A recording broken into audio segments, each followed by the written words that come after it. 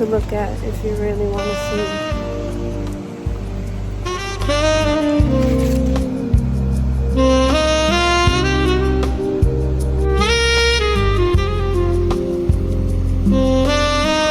Look at her. She's serving a mean orange. Yeah, she don't play. She's ready. Living here has shown me so many new ways of appreciating nature and everything that lives among us and lives for us. We wouldn't be alive without this motherfucker right here. Don't play with her. She's cute. I love the trees. I was on shrooms over here one time and they really started speaking to me. Well, no, I think they were speaking to each other and I just understood their language. Take some time out of your day to come and honor the life that gives us life, because we would not be here without everything moving together, coming together, like we need to do. What's going on? There's nothing more beautiful than the nature we have, and we need to start acting like it. Look. Oh.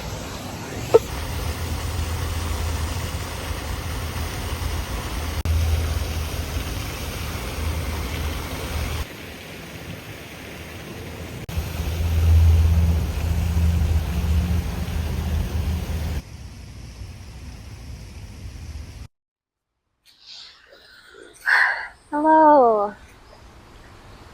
Today's talk is going to be about peace and prioritizing peace while the world crumbles into chaos. I think that's going to be the title of this video, because the world is a mess, a big mess.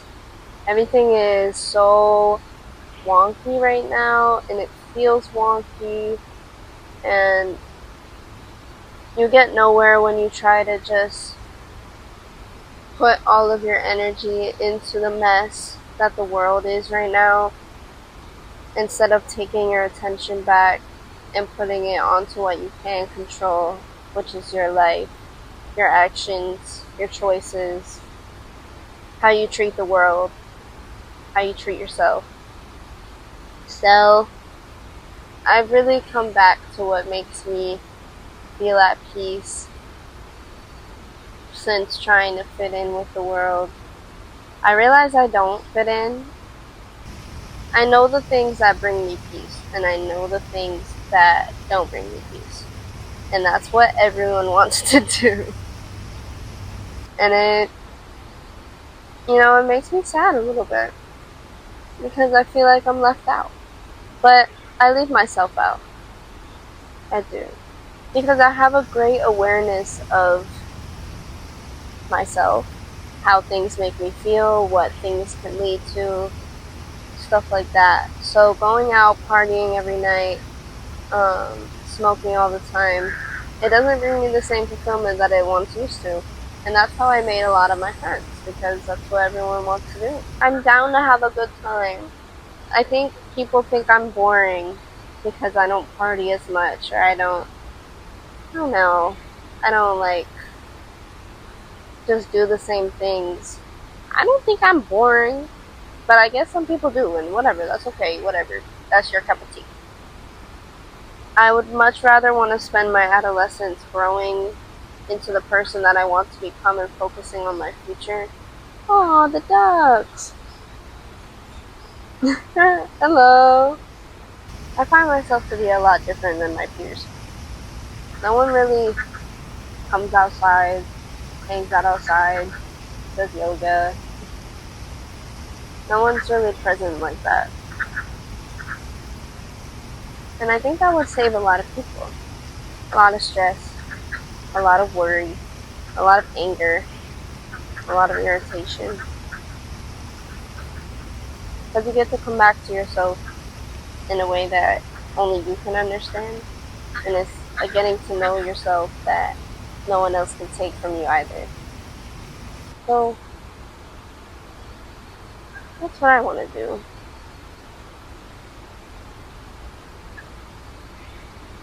Find the things that make you feel like you're at peace. And it can be things that are different from this, you know. Everyone is different. Everyone has their own little things that they, you know, get into, and it takes them out of the chaos. And that's okay. For a while, smoking weed was it for me. But I don't think that's it anymore. I've been like a tug of war of that thought. I want to quit. I don't want to quit. I want to quit. I don't want to quit. I feel like if I have that thought, I should just quit. Because I hate the way that it can control me. And the second that it does, I get pissed off. And I'm like, And I hate the way that it has come and messed up so many good things in my life because I just wanted that high. And I didn't focus on being present in what was actually going on and appreciating it for what it was. So, learn that lesson. Or I'm learning that lesson. Because I have not learned it. Still very much a student. And I'm aware of that. But yeah, like, prioritizing your peace isn't all butterflies and rainbows, unfortunately. You will be at peace, but you also will be a little more lonely. You'll be a little more emotional, maybe. At least for me. Because there's no one else to, you know, run to.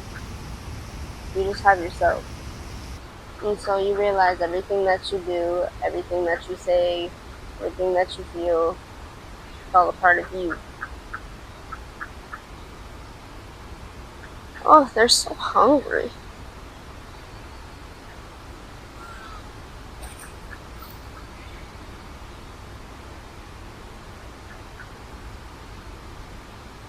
It's so worth it, though.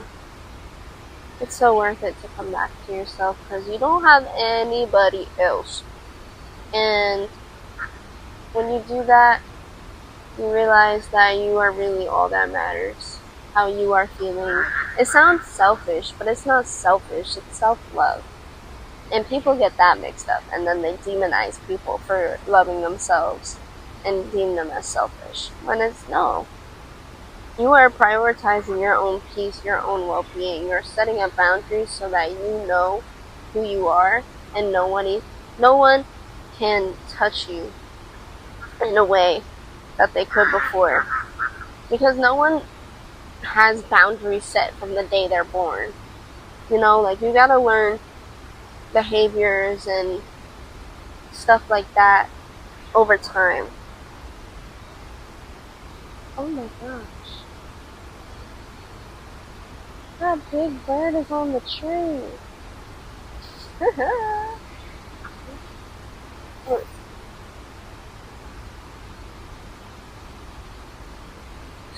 When you prioritize your peace, also, it allows you to appreciate everything around you so much more. All of the problems seem to be less. They seem to have less impact when you start prioritizing your own peace. And you start living with your peace. In alignment with your peace. Nature is my peace. Nature is everyone's peace, I believe. We come from nature. There's nothing that nature has that we don't need. And that's such an important factor of life. Connecting with it, honoring it, seeing it for its beautiful, divine nature. Like, there's a tree behind me. A big statue of wood that's alive. I think that's crazy. We're breathing at the same time. When the tree exhales, I am inhaling, and when I exhale, the tree inhales. And that goes for all of the plants. I'm pretty sure the grass too. Isn't that cool? You guys think that's cool? Because I think that's incredible. And that realization really helped me in a dark time, because I realized that the nature needs us just as much as we need them. And if we work together, we could create such a beautiful world. But for now, it has to fall apart. And the only thing that we can control is ourselves and where we direct our energy. I come out here and I talk for myself. It sounds like I'm giving advice, but it's really for me. And I want to say that because I don't want people to think I'm trying to be some sort of self-help guru and I know all the wisdom and how to be happy in life. I don't think anyone is going to be happy with their life forever at all times. It's just not how it works. There's going to be ebbs and flows of every emotion because we are human and we are connected to every single thing that happens in the universe. We, in fact, are our own universe living in a body. So to say that there's only one way to achieve peace and to achieve happiness is just so close-minded, and I don't want to sound like that. I just want to focus on what I've realized has given me peace, and it's connecting with my body and connecting with nature and connecting with my mind as well. Like, I've been doing a lot of puzzles. I like doing puzzles. Me and my mom are almost done with this big one that we just got, and it's really fun because it gets the brain to think about how small pieces can lead to the big picture, and I feel like there's a lot of spiritual meaning in that in itself. But also, it's just a good brain workout. And giving your brain a little workout is what keeps it going, it keeps it strong, and that's important. Whether you're in school or not. I'm not in school, but I feel like learning is an essential part of life. And if you don't want to learn anything and you just want to brain rot all day, your brain's going to turn into rot. For real. Like, it's so real. I'm taking a break from social media as well. I just want to do a nice cleanse from it. I do this every once in a while, it's nothing out of the ordinary for me. But I feel like that's necessary as well. Because we don't realize how much social media really does have an effect on how we think and how we behave. I see it a lot. People bond over social media and stuff, which is cute. That's cool. But it influences how we perceive other people crazy. Like, someone could say something about a person and then everyone's like, yeah, and they hop on that bandwagon not knowing the actual full context of who that person is or what they actually meant by what they said. And I don't know, we've stopped doing our own research because people on social media will do it for us, and we just kind of consume whatever comes up on the page, and it's good and bad depending on what's on your For You page.